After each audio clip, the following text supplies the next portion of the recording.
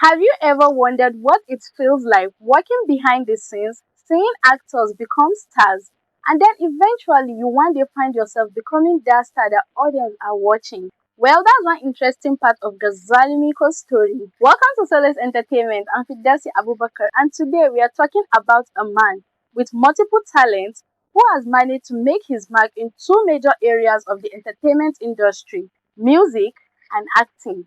And that man is Garzali Miko. Born on September 1993 in Kano State, Garzali's journey into Kannywood is quite different from what many people might expect. Before audience became familiar with him as an actor, he was working behind the scene as a lighting technician and a gaffer on film production. Yes, the same Garzali Miko we know today as an actor was once one of the people making sure the scenes we watch on our screens actually looked good. He worked behind the camera on productions including Madubin Dubawa, Dan Marayan Zaki, Halaici, and Rariya. And honestly, that makes his story even more interesting because he didn't enter the entertainment industry through the front door. He got to experience filmmaking from behind the camera before eventually stepping in front of it. Then came the transition from technician to actor. Ghazali began getting attention as an actor with the film Gamunande, often mentioned among the projects that helped push him into the spotlight. From there, he continued appearing in Kannywood productions including Mansoor,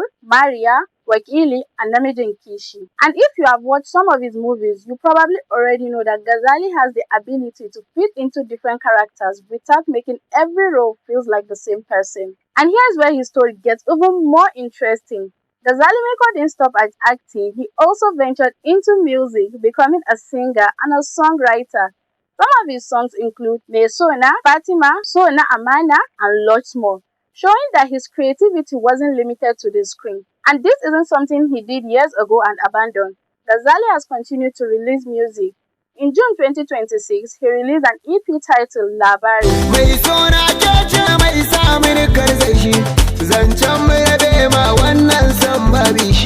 Adding another chapter to his musical journey. So when you look at Ghazali Miko's career, there is actually a pattern. He keeps moving from one side of the entertainment to another. He started by helping create the pictures we see on screen. Then he became part of the picture himself. And today he is also using his voice to tell stories through music. For fans who have followed him over the years, that evolution is probably one of the most interesting things about his career.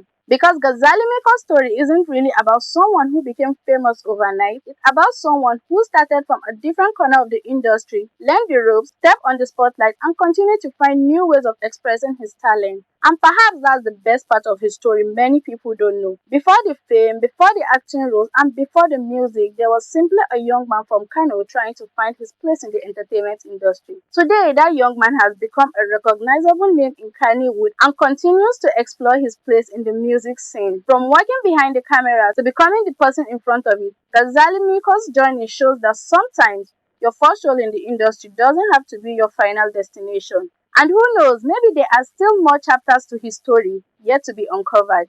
And that's where we wrap up on Garzali Miko's story. Thank you for watching. Don't forget to like, comment, subscribe for more inspiring stories. And I'll see you next time.